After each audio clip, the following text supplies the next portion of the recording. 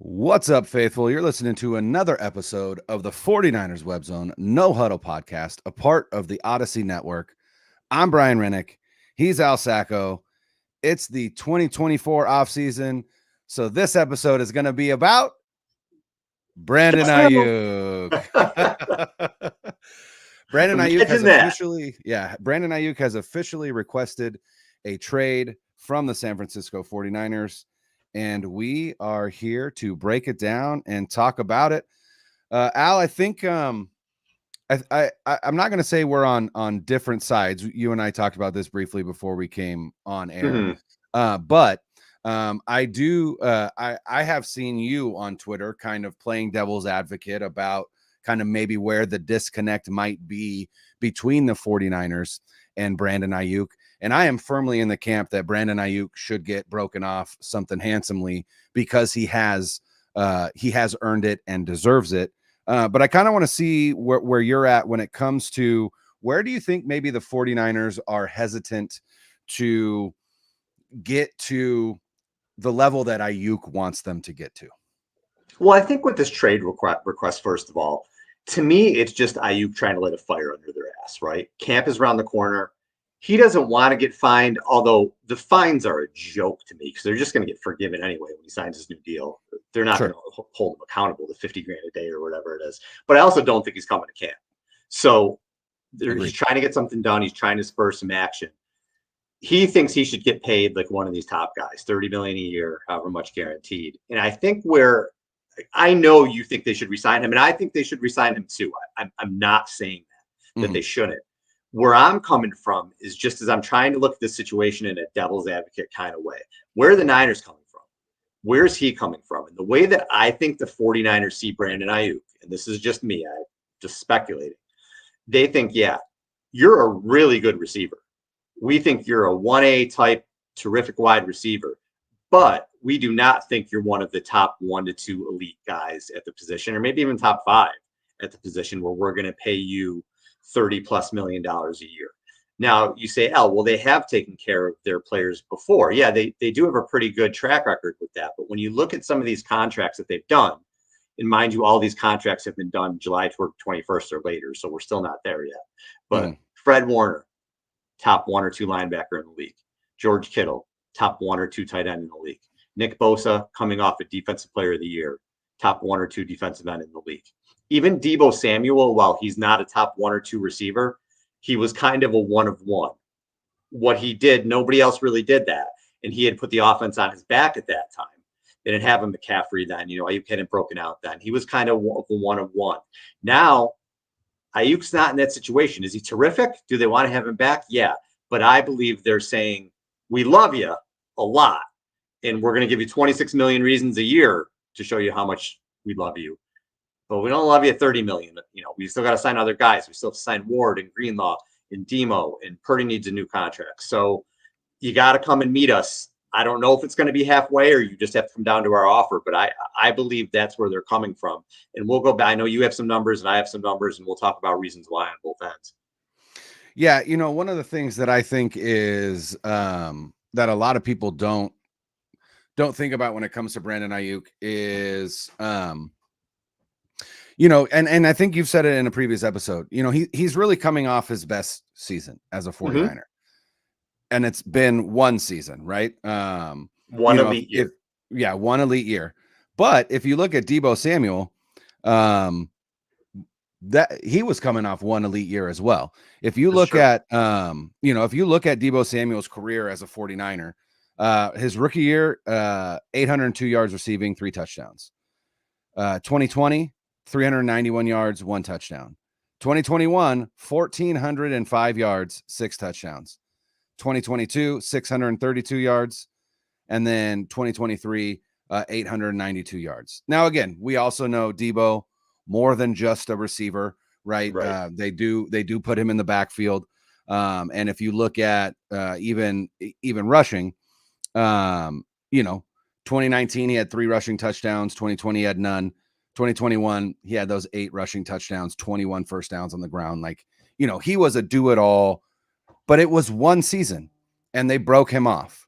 And they broke him off with a fair contract. a contract that matched the market. And the biggest problem that I have is the way that the 49ers go about negotiating extensions with their stars. Everybody else in the league is getting these extensions done early in the offseason, or even for some of these players like a Devontae Smith, even a Jalen Waddle, maybe even a year early, right? You're coming off year 3 instead of year 4. And so they are negotiating deals. And here's the thing. If you would have come to Brandon Aiyuk, and this was I had said something on Twitter about just really not liking the way that the 49ers handle their contract extension, specifically with their stars. They wait too long. They wait way too long. And I don't understand why. Nobody's ever asked them why. We've never been given a reason why they do it the way that they do, but it costs them money in the end. Because here's the situation. If you would have come to Brandon Aiyuk in April and you would have said, look, we want to give you 4 years, $110 million, right? That's $27.5 million APY. If you would have come to him in April with that offer, there's no way he would have said no to that offer, because that would have put him third in the NFL behind only Tyreek and Devontae Adams in terms of APY. Now, he would have been passed, and he would have known more than likely that he would have been passed, but you avoid the Amon-Ra St. Brown contract. You avoid the A.J. Brown contract. You don't worry about the Justin Jefferson contract. That's an outlier. It was always going to be an outlier. But you even avoid the Jalen Waddle contracts, right? The Devontae Smith contract, where you're like, he's way better than Devontae Smith. Devontae Smith's getting $25 million a year. Everything that we've heard, all the numbers that we've heard, and I haven't heard anything different, is that the APY on the deal that the 49ers have on the table for Brandon Aiyuk is $26 million a year. That's right. That is not equivalent to his status in the league in terms of where he is as a wide receiver. Because here's the thing. You look at Matt Harmon, who we're trying to get on the show. I would love to have him. Hopefully we can make it happen. But Matt Harmon runs a website called Reception Perception, and his whole analysis just revolves around the wide receivers and tight ends, the pass catchers. And Brandon Aiyuk in 2023 had a success rate of 60% or above in every single route that he ran, or type of route that he ran. Sorry, not every route, every type of route that he ran in 2023, which is impressive in and of itself. And then you look at his success rate. Now, again, success rate meaning you ran a route and you were open. Doesn't mean that the ball went to you. Doesn't mean that you made a catch. It just meant that you were open. If the ball was thrown to you, you would have been open. He had a 78.7% success rate against man, which is the 96th percentile. He had an 85.4% success rate versus zone, which is the 91st percentile. And he had an 83.6% success rate versus press man coverage, which is 97th percentile. For all intents and purposes, Brandon Aiyuk is an elite wide receiver in this league. And all he's asking is to be paid commensurate with these other guys that some of them arguably aren't as effective as Brandon Aiyuk. Now, devil's advocate here, right? A lot of those wide receivers play in offenses that throw the ball more, right? Yeah, and that would be my counterpoint to a lot of what you're saying from where the Niners are coming from.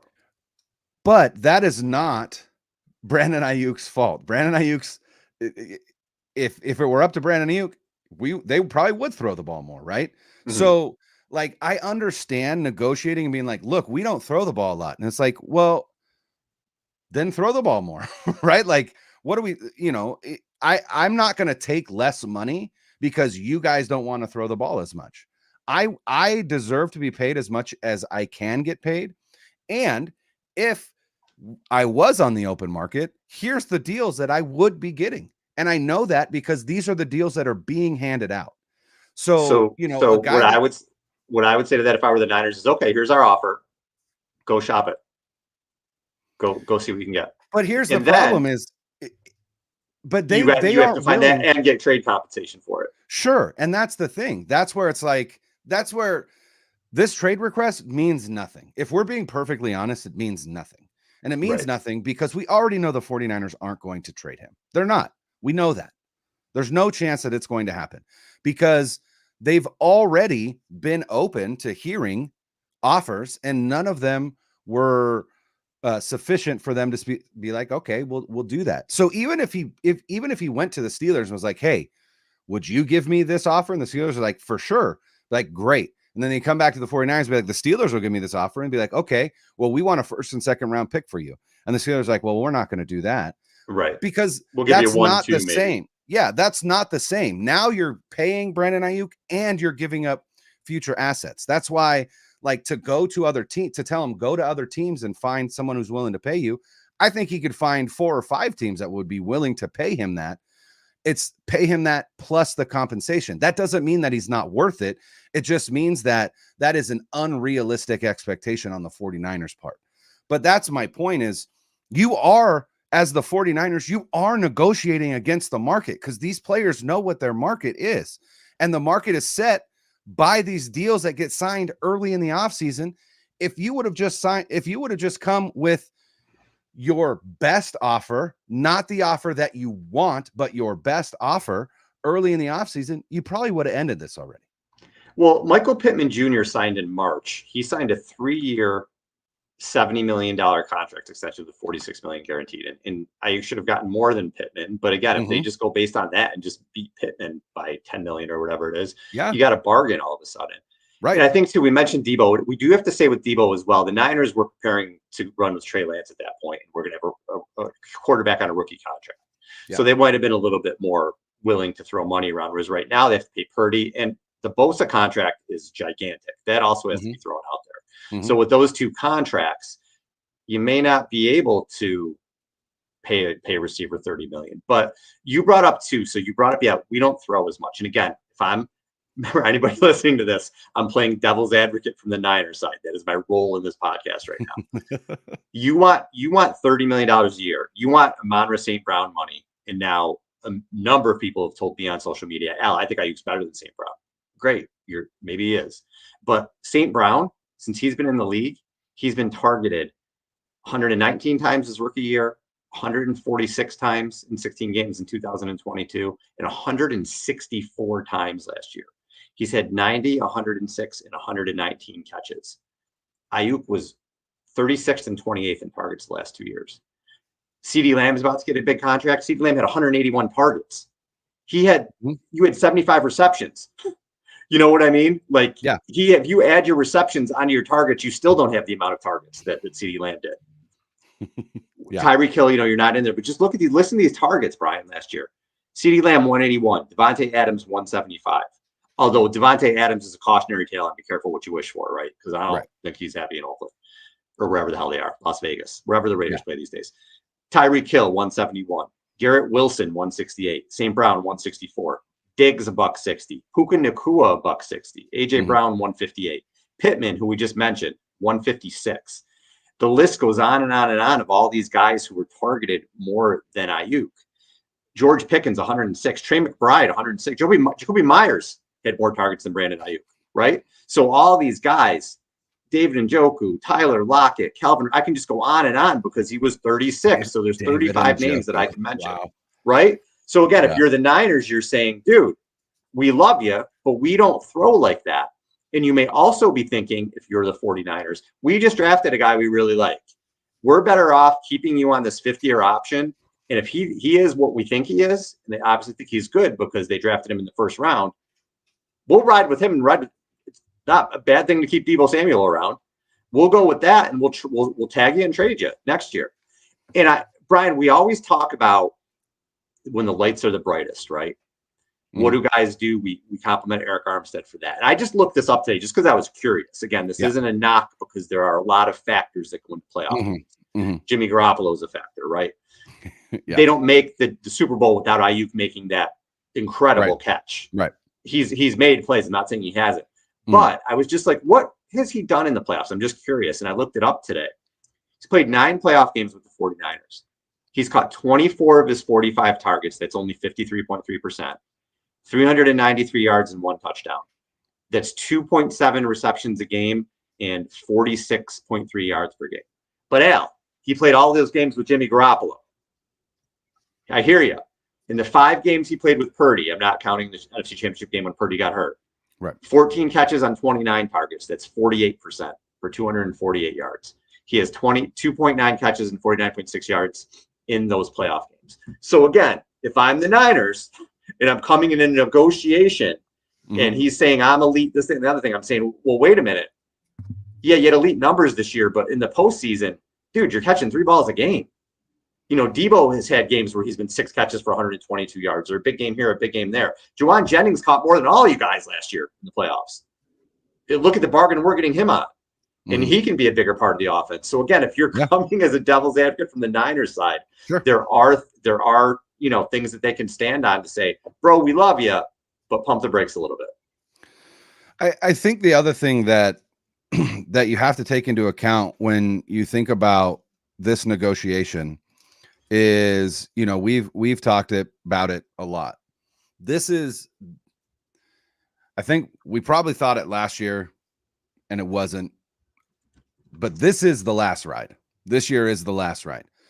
Brock Purdy has to, they have to pay Brock Purdy after this season.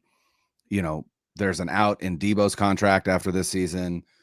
Trent Williams is going to be another year older. George Kittle's going to be another year older, right? Like this is the last hurrah of this iteration of the San Francisco 49ers.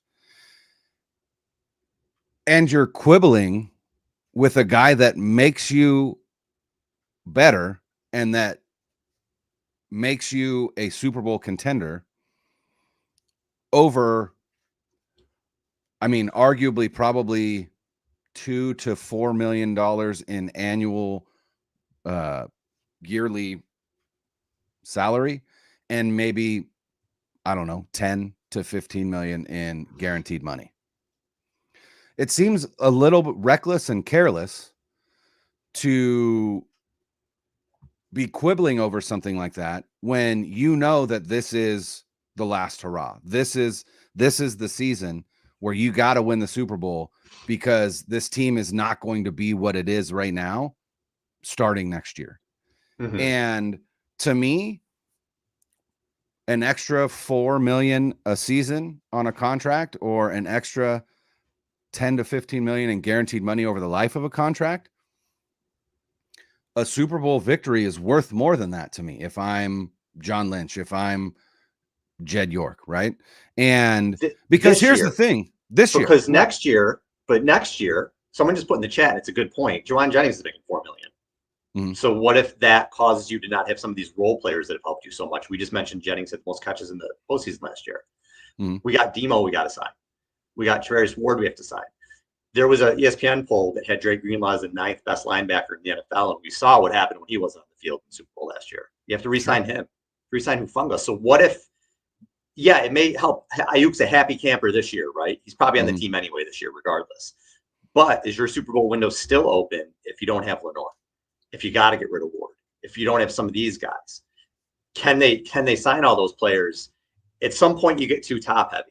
You still need the role players, right? Dallas can have Dak, Micah, and Lamb if they want to, but everybody around them that's why those contracts are so hard to get done for those 3. So that's my thing with it too. Like, you have to, if you believe in Purdy like they believe in Purdy and he's your franchise quarterback, I would rather, again, devil's advocate, have this full kind of squad around him, a good defense, these legit corners, a Juwan Jennings, a Pearsall who we believe in, and we'll ride with Deebo again. Still having Kittle and McCaffrey, rather than dump all this money on this receiver and then we have to cut corners other places. Yeah, and that's and maybe that is the calculus. But if it comes down to it and this extension doesn't get done and Aiyuk misses camp because of it, your offense is not as good. It's just not. You're going to rely on a rookie. Yeah, rookies 100%.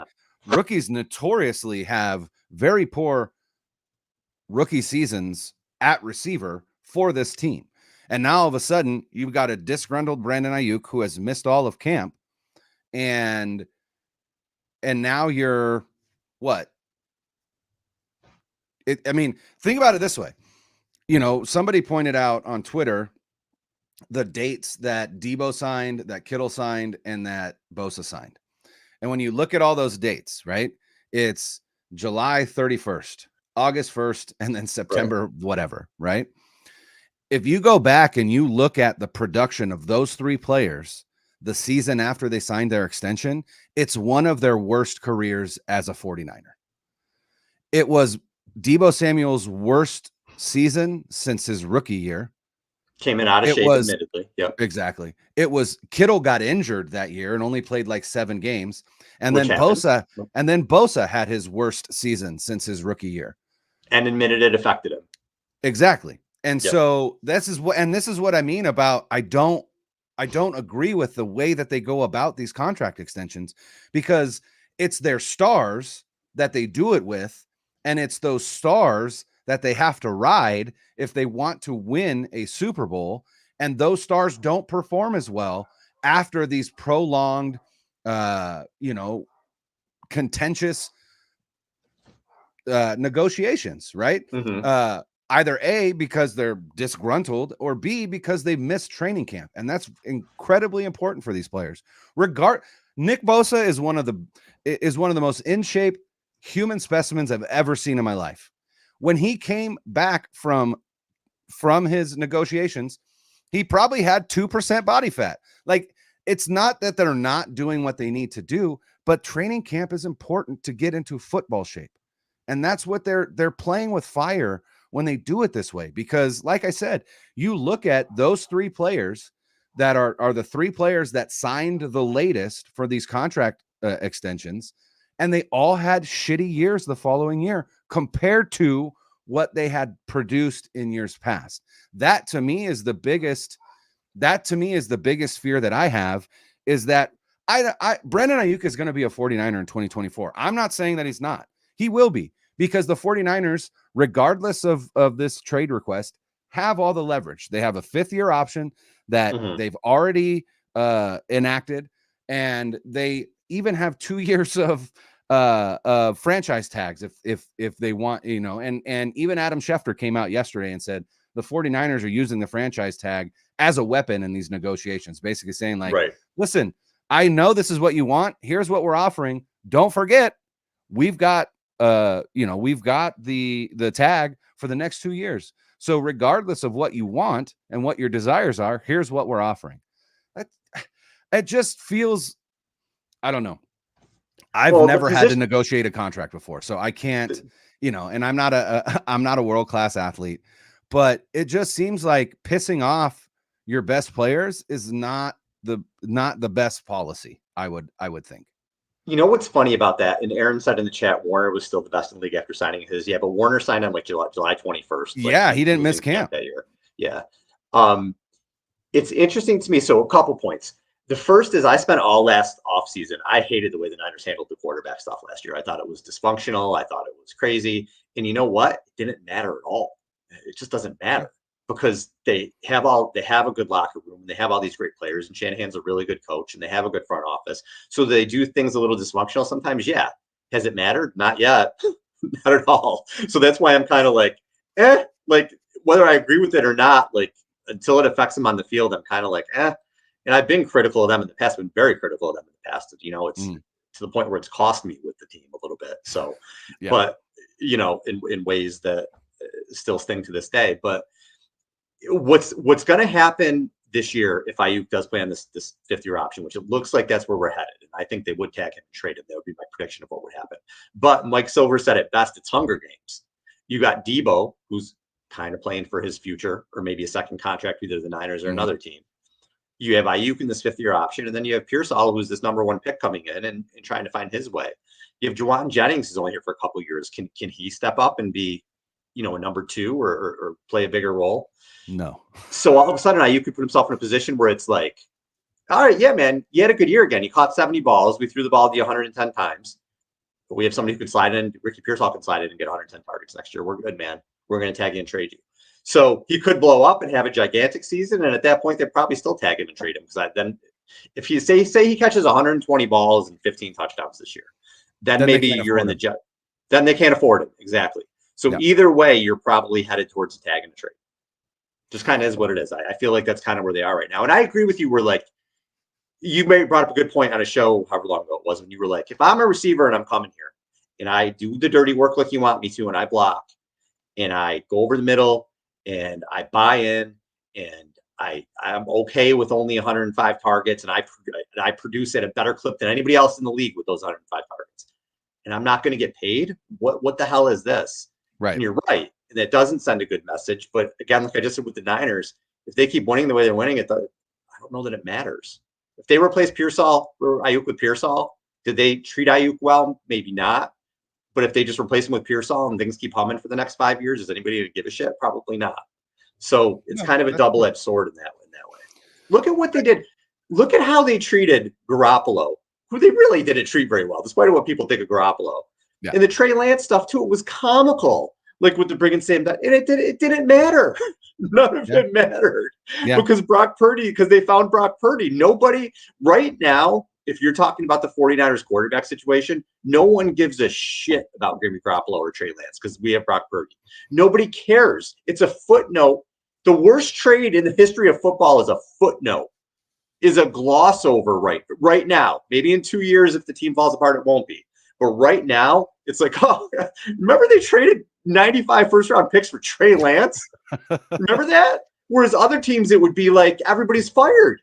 It's insane. It's insane that this team, they are a Teflon organization the last 5 years or whatever it's been. It's nuts, Brian. It's nuts.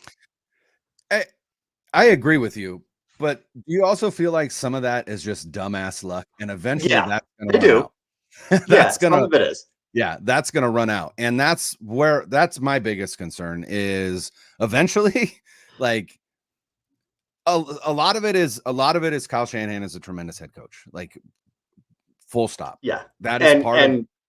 And his staff is tremendous. He knows how to fill staff. And even the front office is really good. There are certain areas where they're not. I think they have a blind spot for the offensive line. We've talked about that a lot. Yeah, it is what it is. Right. But again, as much as we continue to point these things out, all they continue to do is win. So ultimately, like it's hard to be critical when they just keep winning. Like I get it. And then it just sounds like sour grapes. And I understand that. And I don't want it to sound that way. But I also think that even in the midst of tremendous success, there are certain things that you can look at and go, here's something that I could point to, be like, is that sustainable? And I don't know that this luck that they've had where like they can make all of these really horrendous personnel decisions, things like that, and just get through it without feeling like it mattered at all. Like there's to a certain extent, like I said, it feels lucky to me, not more than anything, but there is a certain level of luck involved in it. And my concern is that will eventually run out. But to me, again, more than anything, I just need to see them lift that 6th Lombardi. And this coming season feels like probably their best chance. Well, we feel like last season was their best chance, but moving forward, right? Again, this is their last true chance, I would say, within the next 2 to 3 years, because they're going to have to retool, right? Yeah, once they pay Purdy, right? The next window, who knows, right? It could be, I mean, shit, the Rams tore it down and only missed the playoffs for one season, and we're back in the playoffs the following season. And that had a lot to do with Sean McVay and Matthew Stafford. Well, the 49ers have their own Sean McVay and Matthew Stafford, they think, in Kyle Shanahan and Brock Purdy. So as long as you've got the head coach and the quarterback, it seems like you can retool on the fly and still be pretty successful. So we're going to have to see what that looks like. But it just scares me to go into this season where your best wide receiver, and bar none, I mean, regardless of how good of a football player Deebo is, Brandon Aiyuk is their best wide receiver. And to have him go into the season disgruntled and to have him miss some, most, all, whatever of training camp, it just seems like that's going to be difficult for this offense to overcome. And we've already talked about how it's the offense that's going to have to carry this team now, because we've got quite a few questions on the defensive side. And so to hamstring the offense, which is going to be what carries you, by having, again, a disgruntled wide receiver or a number one wide receiver who has missed some, most, or all of training camp, it's just not ideal, right? It's not ideal. Now, can they overcome it? Probably. I mean, if we're being perfectly honest, they have already. They've shown that they can overcome some of these things, but I don't know. It just scares me. You know what's funny? You mentioned pulling it out of their ass. I remember 2021, which is the year Deebo put on the Superman cape, and they were 3-5. I thought that entire season was pulled out of their ass. It was like they just keep pulling games 100%. Out of their ass, and they were a dropped interception away from the Super Bowl and maybe pulling a championship out of their ass. Yeah. So I was like, all right, going forward, if Lance isn't that dude, they're in a lot of trouble because they're winning playoff games for 150 yards. Like, it's just, I'm like, you guys, I love you, but you pulled the season out of their ass. You go to Green Bay and you get a block kick and you win that divisional game. And then Trey Lance shatters his leg. You got to go back to Garoppolo. And I'm like, oh, here we go. But then you had Christian McCaffrey and Brock Purdy. And it's just like you go from pulling it out of your ass and maybe this isn't going to work anymore to now, well, now we're set up for the next 4 or 5 years. It's insane. It's insane how Teflon this organization has been, which I agree with you. I think it's a mixture of good coaching, good evaluation, and a whole lot of dumbass luck. A lot of rabbit's foot. It's nuts, man. So again, I think this year we'll probably see some regression. It's going to be a very interesting season to me to see if they can continue with this level after playing 60 games the last 3 years. Stay healthy, not regress, continue to do that, and then what's the next window going to look like? But yeah, dude, holy shit, this team's fun, man. It's a content machine, baby. Unbelievable. All right, we got to get out of here. Thanks for watching. If you watch us on YouTube, and if you are and you haven't, please subscribe. And if you're listening to this on our podcast, please subscribe to our podcast and to YouTube as well. Subscribe to both. You got options. You can watch us. That's right. To us. You could listen to us while watching us. Like if you're doing something in your house and you feel like, hey, I want to look at Al and Brian on the television, you could do that too. That would be cool as well. So, okay. And we'll be back later this week, hopefully with a guest. If not, you get to see our lovely faces again. But like we said, this team is a content machine, and there will be more to talk about. Until then, for Al, I'm Brian.